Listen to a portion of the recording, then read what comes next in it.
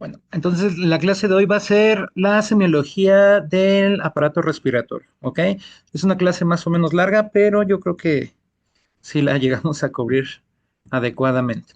Entonces, es importante que, como en todos los aparatos y sistemas, pues siempre estemos verificando, uno, el grupo étnico, teniendo en cuenta que hay ciertas enfermedades que se van a presentar en personas de ciertas etnias.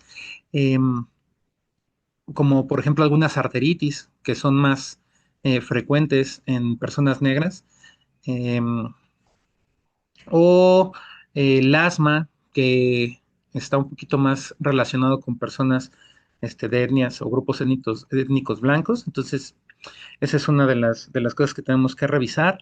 La edad también. El asma es mucho más frecuente en la infancia. Sí, cuando la enfermedad pulmonar obstructiva crónica va a ser un poco más frecuente en personas ya de edad más avanzada, el sexo, la ocupación, lugar de residencia, la alimentación, el tabaquismo. Sale, todos los antecedentes son importantes.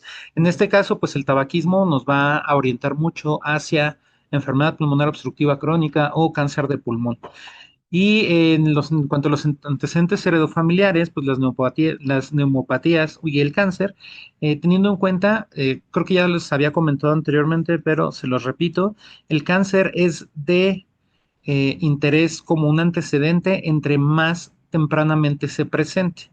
Por ejemplo, si yo tengo a un familiar directo, padre, abuelo, que muere de cáncer de pulmón a los 40 años, es de mucho interés o de mucha importancia clínica. Pero si mi mismo abuelo falleció a los 90 años de ese mismo tipo de cáncer, entonces probablemente no vaya a ser, o el componente hereditario no va a estar tan presente. También en estados de inmunosupresión, o sea, en las inmunodeficiencias, eh, podemos tener cierta patología como no sé si lo hayan escuchado, pero el neumocistis es muy frecuente en pacientes que tienen SIDA, o sea que ya tienen un estado de inmunosupresión importante. La tuberculosis también se puede encontrar más diseminada en pacientes con inmunosupresión, entonces también es un antecedente de importancia. Ahora, vamos a tener desde el punto de vista semiológico varios tipos de respiración. Tengan en cuenta que esto lo saco directamente de un libro de semiología, así es que me curo contra la funa anticipadamente. Tenemos la respiración toracoabdominal, la cual se está dando con la parte inferior del tórax y con el abdomen. Esta respiración también es llamada diafragmática y es la respiración que va a tener eh, el mayor, el mayor beneficio desde el punto de vista biomecánico y el menor gasto de energía, ¿sí? También tenemos, digamos que ese es cuando se respira con el diafragma, o sea, cuando el abdomen se está, eh, se está elevando para poder hacer esta respiración. Y es la que le tienen que enseñar a sus pacientes. La costal superior también es llamada torácica, es en la cual el tórax se está desplazando hacia arriba y hacia adelante constantemente y se utilizan más músculos secundarios de la respiración, como el trapecio, los escalenos y los intercostales. ¿Sale? Este tipo de respiración tiene menos ventaja biomecánica y se tiene que evitar, ¿ok? Entonces, insisto, me curo contra la funa. ¿Qué dicen los libros de semiología? Pues cuando, teniendo en cuenta que la toracoabdominal es donde la panza se está elevando y deprimiendo, pues se dice que este tipo de respiración es, entre comillas, masculina, ¿ok? Por lo tanto, la inversión de este tipo de respiración o cuando se respira con el tórax, pues se menciona la feminización. Insisto, eso viene en el libro de semiología. Ya sabemos que esto es un poco más social, pero también cuando tenemos insuficiencia respiratoria, como la presencia de asma bronquial y procesos dolorosos abdominales. Por ejemplo, en una cirugía abdominal se va a tender más a utilizar el tórax. Por el contrario, eh, las mujeres normalmente y socialmente aceptado es que respiren con el tórax, porque en la mujer se ve mal, entre comillas, eh, utilizar el abdomen. ¿Ok? Mientras está respirando. Entonces, ¿cuándo se va a producir esta inversión según el libro? Cuando hay dolor torácico. ¿Ok? ¿Qué ¿qué es lo que tenemos que sacar de esta diapositiva? Que todos tenemos que respirar con respiración tóraco-abdominal, ¿sí? Independientemente del género, ¿sale? Y si sus pacientes no respiran con este tipo de respiración, pues hay que enseñarles porque la otra tiene mucho gasto de energía, ¿ok? Ahora vamos a ver la frecuencia respiratoria. La frecuencia respiratoria normal es de 12 a 20 respiraciones por minuto y tenemos diferentes condicionantes, ¿ok? El esfuerzo físico, pues es obvio, ante más esfuerzo físico tenemos, pues mayor va a ser la frecuencia respiratoria, pero también la excitación psíquica, ¿ok? Por ejemplo, ante un examen pueden empezar a tener aumento de la frecuencia respiratoria cuando está la persona que les gusta también, ¿sale? Cuando tenemos trabajo digestivo, pues, por el contrario, va a disminuir la frecuencia respiratoria porque tenemos ocupado el abdomen, ¿ok?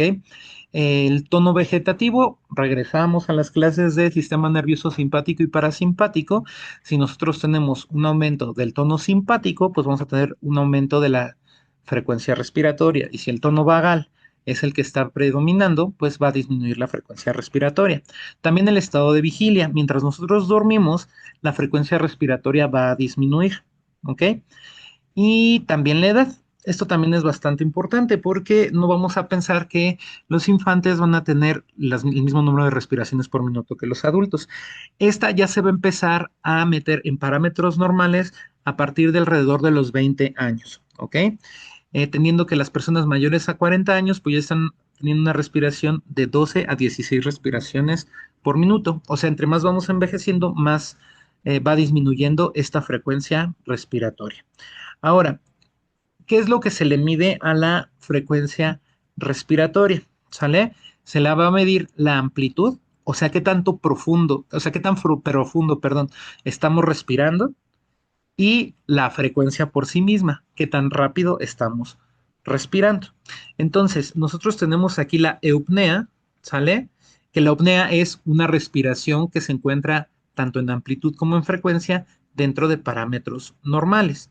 Ahora, tenemos estas diferentes grafiquitas en las cuales vemos que la taquipnea va a ser solamente un aumento de la frecuencia respiratoria. La amplitud se mantiene normal, ¿sale? Luego tenemos la bradipnea, en la cual la frecuencia respiratoria está disminuida. Luego tenemos la polipnea, en la cual la frecuencia se encuentra normal, pero la amplitud respiratoria está aumentada, ¿sale? Luego tenemos la respiración superficial, en la cual tenemos un aumento de la frecuencia, pero la amplitud está disminuida. O sea que solamente estamos respirando apenitas sin inflar el tórax ni el abdomen. Tenemos por otro lado la batipnea, en la cual vamos a tener un aumento en la amplitud, la bradibatipnea, en la cual tenemos una disminución en la frecuencia y un aumento en la amplitud, y por último la apnea, en la cual pues no tenemos ningún, ninguna respiración, ¿ok? O sea, estamos en paro respiratorio. Aquí lo mencioné de forma inadecuada. La polipnea, perdón, es un aumento de la frecuencia y también de la amplitud, a diferencia de la batipnea, en la cual solamente la amplitud está aumentada. ¿Sale? Luego nos vamos al trastorno, a los trastornos del ritmo. Nuestra respiración normalmente es rítmica. Así si tenemos un aumento de la frecuencia respiratoria, de la amplitud respiratoria, normalmente tenemos una respiración que se está dando a los mismos intervalos de tiempo. Cuando tenemos esta alteración en el ritmo, ya vamos a tener respiraciones especiales. La primera es la respiración de Cheyne-Stokes o ciclopnea, la cual nos está hablando de un automatismo vulvar. O sea que nosotros tenemos el centro cardiorrespiratorio a nivel del bulbo raquídeo. ¿Ok? Nosotros normalmente estamos respirando de forma automática en el momento en el cual percibimos que no está ingresando adecuado dióxido de carbono, perdón, adecuado oxígeno a nuestra sangre, empezamos a respirar, ¿ok? Pero cuando nosotros tenemos un traumatismo craneoencefálico, tenemos decorticación o descerebración, el bulbo va a estar aventando su frecuencia de forma automática y eso es a lo que se llama ciclopnea, ¿sale? Eh, ¿Cómo va haciendo esta ciclopnea? Tenemos respiraciones que van aumentando paulatinamente de amplitud y luego van disminuyendo de amplitud, seguido de un periodo de apnea, ¿ok? Entonces traten de escuchar el tipo de respiración, que sería como,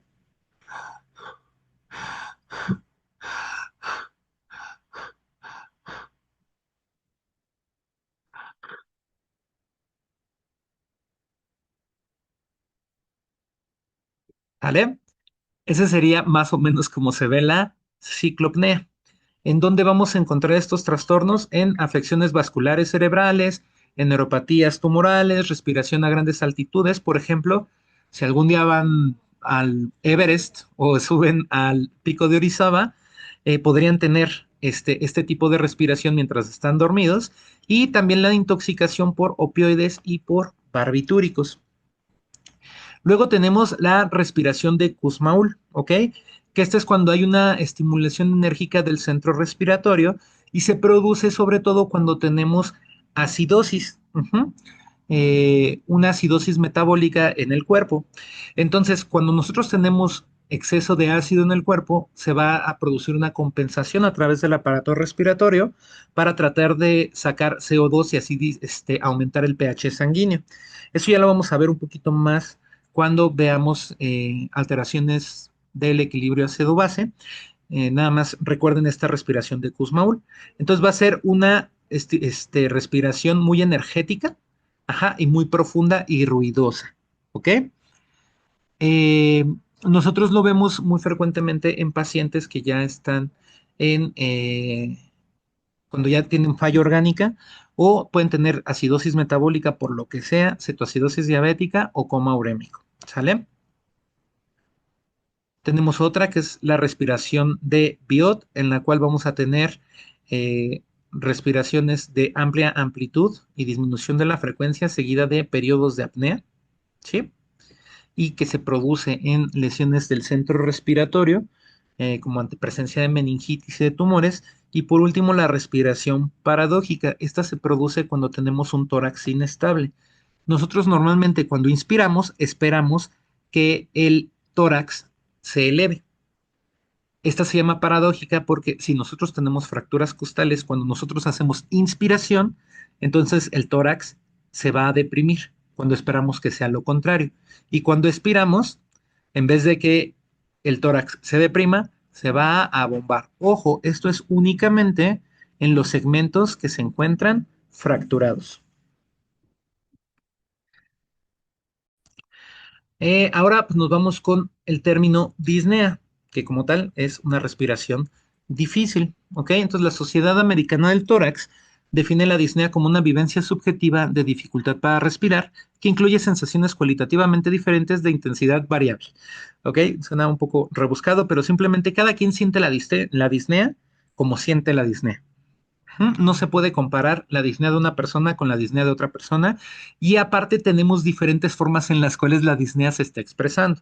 Uno puede ser me cuesta trabajo respirar, otro me aprieta el pecho, otro no está entrando aire adecuadamente, otro me estoy quedando sin aire. ¿Sale?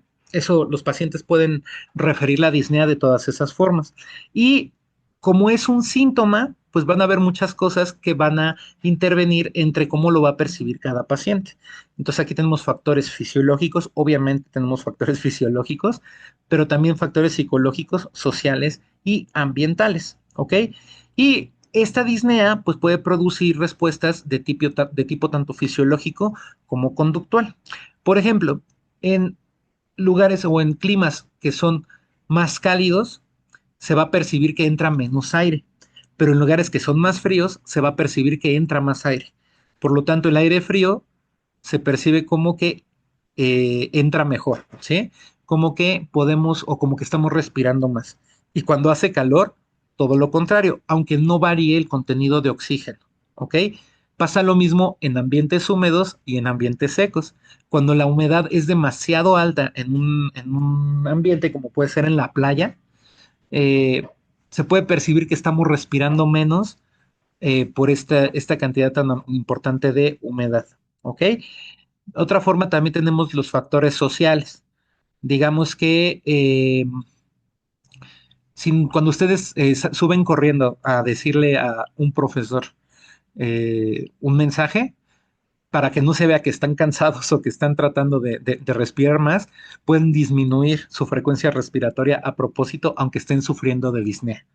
¿Ok? Entonces esto también se puede ver así. O cuando estén a punto de dar una presentación, a pesar de estar muy estresados y que les cuesta trabajo respirar, pues pueden cambiar esto. También, por ejemplo, los factores psicológicos. ¿Cuándo se piensa o cuándo se puede sentir disnea? Cuando tenemos un duelo o una pérdida.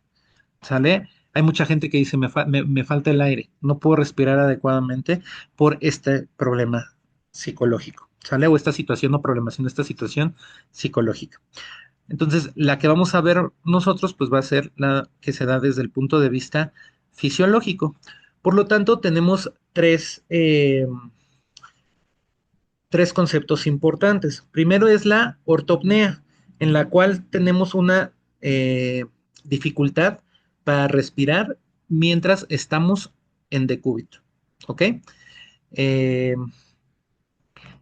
Esa es muy frecuente en pacientes que tienen, por ejemplo, insuficiencia cardíaca. Entonces, cuando los pacientes tienen insuficiencia cardíaca y se acuestan, empiezan a tener disnea paroxística nocturna. ¿Ok? Así se llama ese término, el cual es disnea por el decúbito, ¿sale? O sea, cuando se acuestan. Esa es la ortopnea y es el síntoma más frecuente. Después tenemos la trepopnea, en la cual se produce una disnea cuando el paciente se pone en un decúbito pero lateral, ¿ok? Puede ser decúbito lateral derecho o decúbito lateral izquierdo. Y esto puede ser secundario a alteraciones pulmonares o cardíacas, ¿sale? Pero solamente se ocasiona en un decúbito lateral, ya sea el derecho o el izquierdo. Y por último, tenemos la platipnea, en la cual el paciente tiene dificultad para respirar mientras se encuentra erguido. O sea, si se encuentra parado, se encuentra sentado, el paciente tiene dificultad para respirar, pero cuando se acuesta, ya no tiene dificultad para respirar. Y eso se da en casos de insuficiencia diafragmática. O sea, que el diafragma no puede contener adecuadamente las vísceras torácicas, se puede producir platipnea. Pero por mucho, la más frecuente y la que van a ver bastante seguido va a ser la ortopnea. Tenemos la fisiopatología de la disnea. Espero que me puedan seguir, es un poco compleja. Entonces, nosotros tenemos el centro respiratorio que se encuentra en el bulbo, ¿ok? Hay que tener en cuenta que nosotros podemos respirar tanto automáticamente como voluntariamente. Si ustedes quieren aumentar su frecuencia respiratoria, lo pueden hacer de forma voluntaria. Pero si dejan de respirar durante mucho tiempo, pues de todas maneras van a respirar, ¿sale? Porque el centro respiratorio va a enviar ese impulso para que puedan meter aire a sus pulmones. Ahora, ¿de qué va a depender o qué va a activar este centro respiratorio? Pues tenemos tres tipos de receptores: quimioreceptores, mecanorreceptores y receptores metabólicos, ¿ok? Entonces, los quimioreceptores se van a activar ante ausencia de oxígeno o presencia de dióxido de carbono. Cuando nosotros tenemos disminución de la concentración de oxígeno o el aumento de el dióxido de carbono, el centro respiratorio se va a activar y va a mandar este impulso. Cuando los receptores metabólicos se van a activar cuando tenemos una disminución del pH. Si tenemos una disminución del pH, que lo normal es tener un pH entre 7.35 y 7.45, cuando estamos por debajo del 7.35, los receptores metabólicos se pueden activar y nos van a producir un aumento en la frecuencia respiratoria. ¿Ok? Cuando este centro respiratorio que se encuentra en el bulbo se activa, va a llevar su información a la corteza motora para que se produzca una respiración. ¿Ok? Eso es lo que pasa normalmente. Yo quiero respirar y entonces, pues contraigo el diafragma y los músculos secundarios para producir una inspiración. ¿Ok? ¿Qué es lo que pasa cuando tenemos disnea o por qué nos da la disnea? Esto puede ser porque cuando nosotros tenemos este estímulo en la corteza, se produce este fenómeno de retroalimentación. ¿Ok? Entonces, yo envío el impulso eh, para tener una respiración.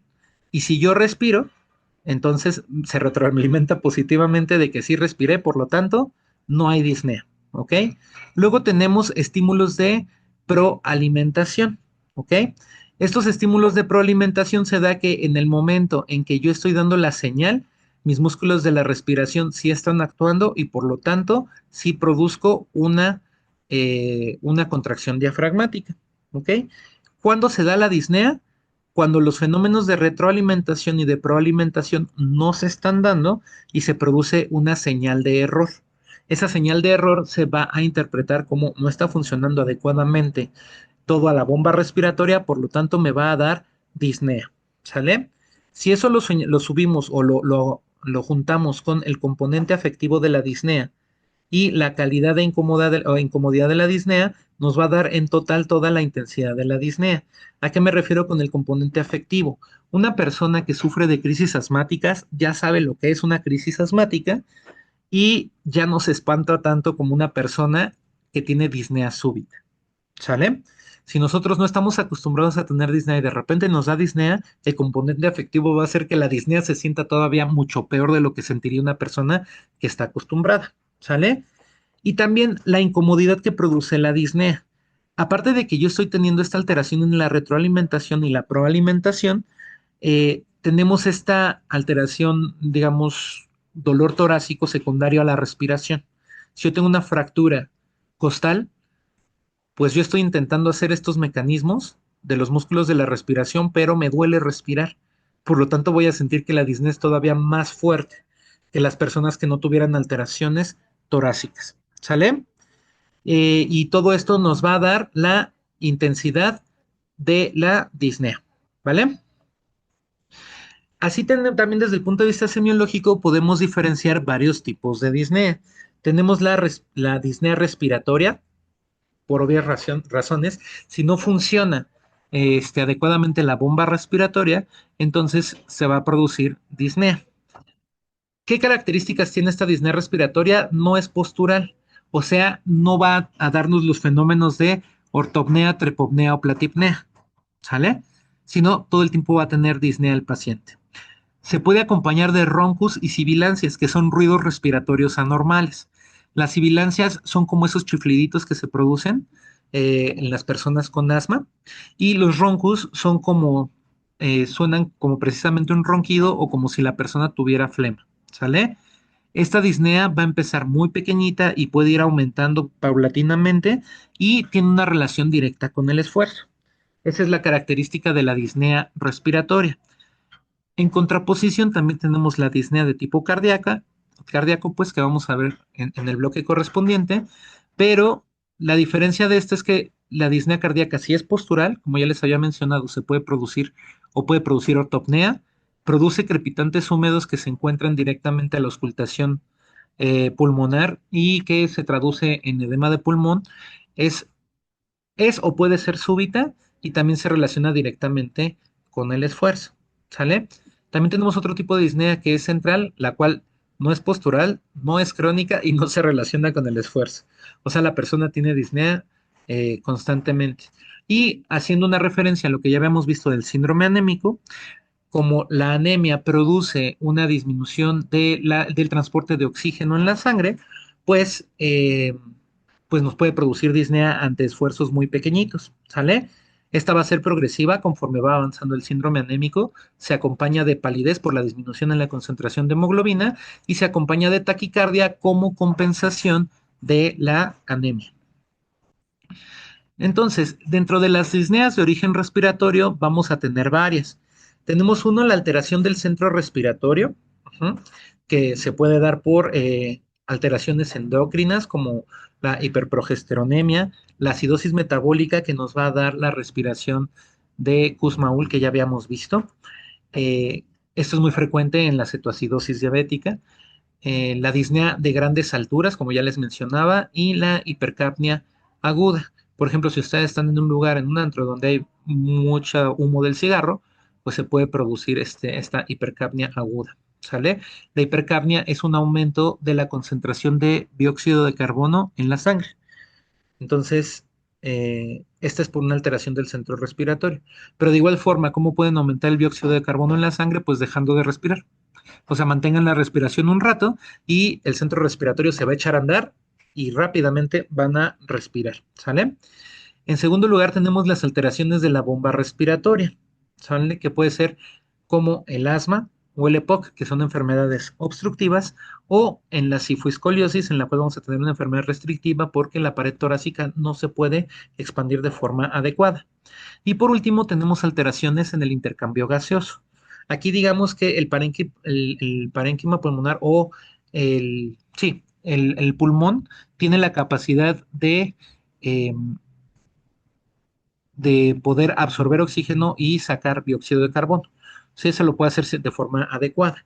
Cuando tenemos estas alteraciones en el intercambio es cuando ya el pulmón ya no está funcionando, el parénquima pulmonar ya no puede hacer este intercambio gaseoso, como en la embolia pulmonar, en presencia de neumonías o en neumopatía intersticial. Esta neumopatía intersticial puede ser como la que se produce eh, por COVID, es lo que producía. Sale una neumopatía intersticial. Tenemos una clasificación funcional de la disnea, que esa nos importa mucho en el ámbito de la rehabilitación y fisioterapia, eh, en la cual se divide en disnea de grandes esfuerzos, que esa hasta cierto punto puede llegar a ser fisiológica, o por desacondicionamiento, ¿sale? Eh, si de repente suben 6 pisos en CEU o en un hospital y no están acondicionados, pues pueden producirse una disnea de grandes esfuerzos. Luego tenemos disnea de medianos esfuerzos, en la cual subir 1 o 2 pisos nos produce, eh, nos produce disnea. Ojo que también puede ser por desacondicionamiento, pero aquí ya tenemos una clasificación funcional más baja. O sea, no deberíamos de tener ese desacondicionamiento tan importante. Disnea de pequeños esfuerzos o al realizar las actividades de la vida diaria. Imagínense, por lavarte los dientes que te dé disnea, quiere decir que ya tu reserva pulmonar es muy pequeñita.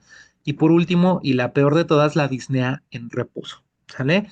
La disnea en reposo es que todo el tiempo estás con disnea, independientemente de la actividad que tú estés presentando, y ya se da en las neumopatías terminales. Eh, Esta es una diapositiva que nos complementa la anterior. Se las dejo ahí para que la revisen. Entonces, vamos a ver la semiología de la disnea. Si se fijan, la mayoría de los síntomas se van a investigar de la misma forma, ¿no? ¿Cuándo inició, cómo ha ido progresando la disnea? Ya vieron que la disnea respiratoria es lenta y va haciéndose de poco a poco, cuando la disnea cardíaca puede ser súbita. ¿Qué tan frecuentemente te da la disnea o si la tienes todo el tiempo? Si hay interferencia con las actividades de la vida diaria para clasificar funcionalmente a los pacientes con disnea. La intensidad de la disnea se puede hacer con una escala visual análoga de igual, que se puede monitorizar o nos puede ayudar a monitorizar nuestra intervención fisioterapéutica, la cualidad de la disnea, o sea, cómo siente la disnea el paciente, si es como una opresión en el pecho, si se siente como que le falta el aire, como que no puede entrar aire a los pulmones, como que no puede respirar adecuadamente, ya el paciente va a definir cuál es la cualidad, cuáles son las causas de inicio, disminución y aumento, si aumenta con la actividad física, disminuye con el reposo o de manera súbita. ¿Qué síntomas acompañan a la disnea? Por ejemplo, si se acompaña de cianosis o no se acompaña de cianosis y en qué hora del día esta es más frecuente, ¿sale? Puede ser, por ejemplo, que damos que la disnea cardíaca es más frecuente en la noche porque es cuando los pacientes se acuestan, ¿sale? Entonces, esta semiología se va a interrogar y si se fijan es muy parecida a la semiología del dolor. Aquí podemos ver más o menos cómo es la cualidad de la disnea.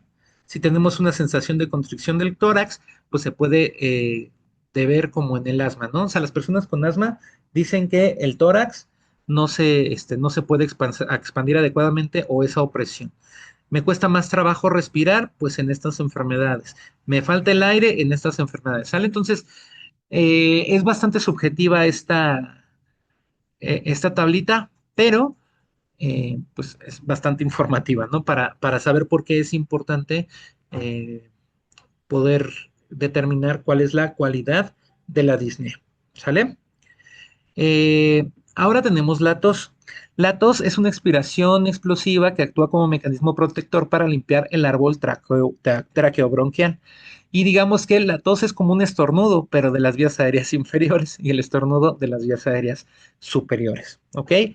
La tos tiene tres fases. La fase de inspiración o carga, que es cuando tenemos que hacer una inspiración para después poder expulsarla. Luego tenemos la etapa de compresión, que es cuando se cierra la glotis y aumenta la presión intratorácica para después abrir la glotis súbitamente y poder hacer la expulsión de el aire que nosotros inspiramos. ¿Ok?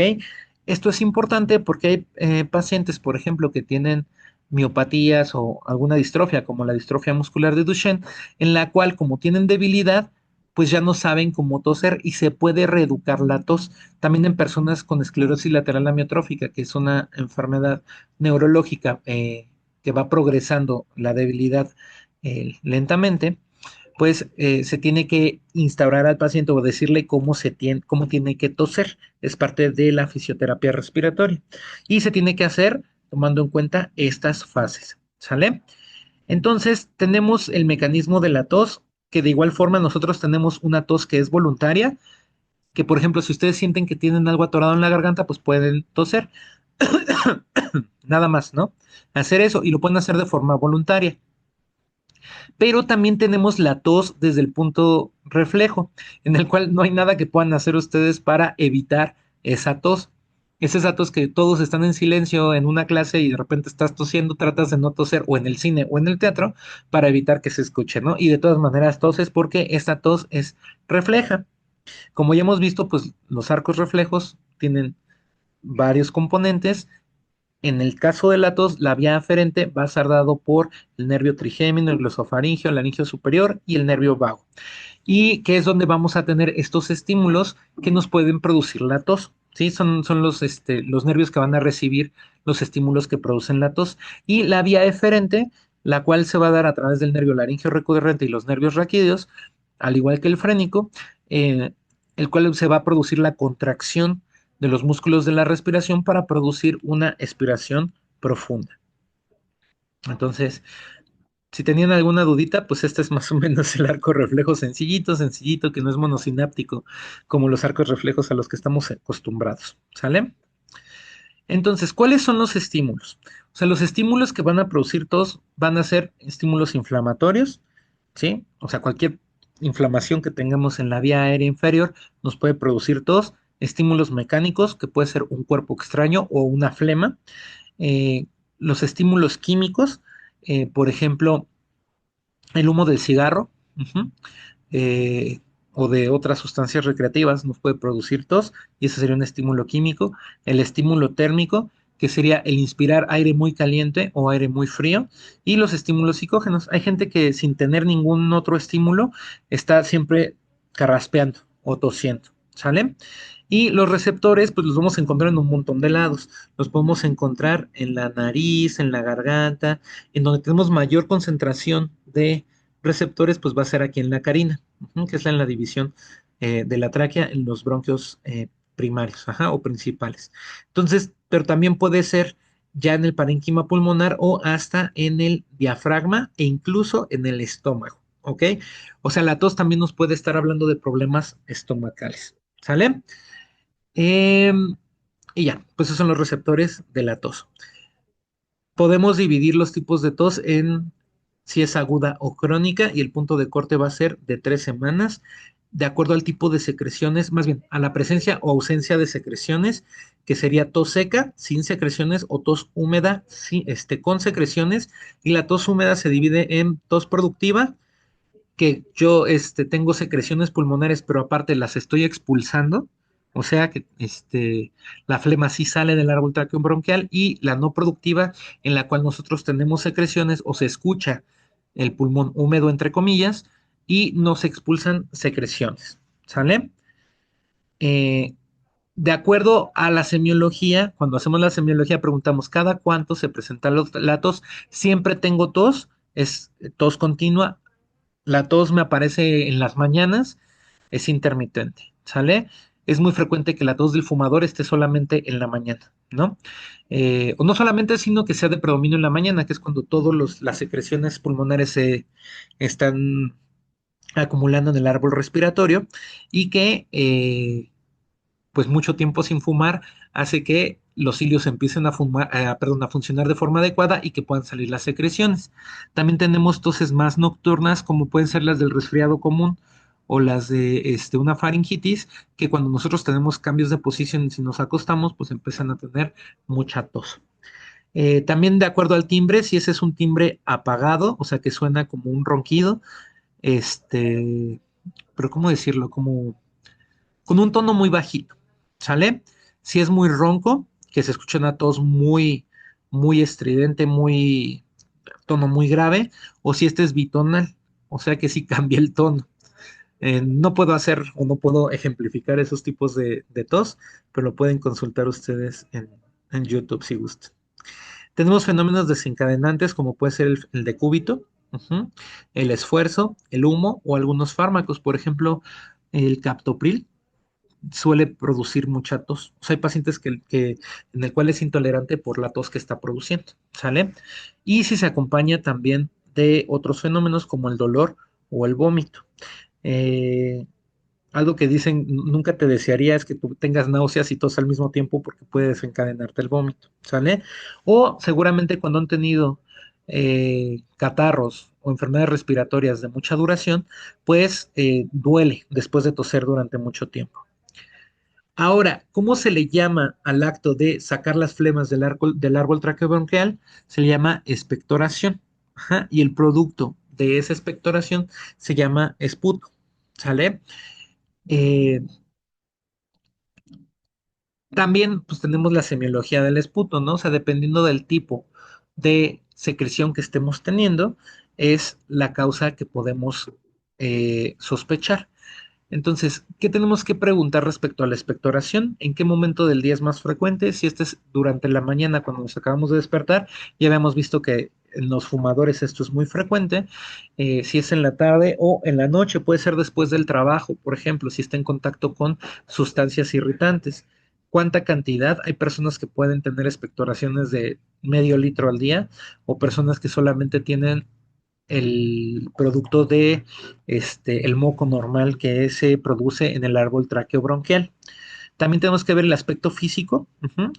eh, ¿Cómo es este aspecto físico? Si es muy chicloso, si es muy aguadito, si es muy líquido, si es más mucoso. Y de acuerdo a su color lo podemos dividir en ceroso, el cual es una expectoración completamente transparente, espumoso o asalmonado, ajá, que es muy frecuente o es clásico del edema pulmonar, que esa es una enfermedad cardíaca, ¿sale? También tenemos si es herrumbroso, ¿sale? El cual es como un color ladrillo o como color óxido, el cual puede hablar de que tenemos un poquito de sangre de mucho tiempo en ese esputo. Si es muy mucoso y blanquecino, que puede ser típico de las enfermedades virales. Si es mucopurulento, que es amarillo, puede ser el inicio de una enfermedad bacteriana o el término de una enfermedad viral. Y si es francamente purulento o verdoso, en la cual ya nos habla de un proceso inflamatorio bacteriano establecido. ¿Qué es lo que tenemos que tener en cuenta? Que también tenemos esputo hemoptoico en el cual tenemos trazas de sangre en el esputo, ¿ok? Esas trazas de sangre pueden ser secundarias a el esfuerzo o a que hay rupturas pequeñitas de vasos cuando estamos haciendo un esfuerzo. Entonces, el esputo hemoptoico solamente tiene tiritas de sangre. Ahora, ¿qué es la hemoptisis? La hemoptisis es cuando se tose exclusivamente sangre. Es muy frecuente en muchas películas que sabes que algo le está pasando al protagonista, algo muy malo le está pasando al protagonista, porque cuando tose, tose sangre, ¿ok? Y lo que les puedo decir es que la hemoptisis en general es un síntoma de gravedad, ¿ok? Bueno, un signo de gravedad. ¿Qué es lo que tiene el paciente? Pues no podemos saber, pero puede ser cáncer, puede ser tuberculosis, puede ser una malformación arteriovenosa, ¿sale? Pero es de referencia al médico. ¿ok? La hemoptisis es de referencia al médico. Por si no se lo dijo a nadie y tiene un paciente que tiene hemoptisis, se tiene que referir al médico. Ahora, ¿qué pasa con el esputo hemoptoico? Pues igual no es que están ustedes para valorarlo, ¿verdad? Pero no nos preocupa tanto porque puede ser, insisto, tosió mucho y se rompió un vasito y salió una tracita de sangre. ¿Pues algo más grave? Pues sí, sí podría. Todo es posible en ciencias de la salud, ¿sale? Pero lo que sí, sí tiene que ser de referencia inmediata es la hemoptisis. Seguramente ustedes ya ni vieron esto, pero ahorita está de boga Moulin Rouge porque vino a la Ciudad de México desde Broadway. Entonces, eh, la protagonista eh, tiene hemoptisis, ¿sale? Y no es un spoiler porque te lo cuentan en los primeros segundos de la obra, ¿ok? Entonces, paciente con hemoptisis de referencia inmediata, ¿ok?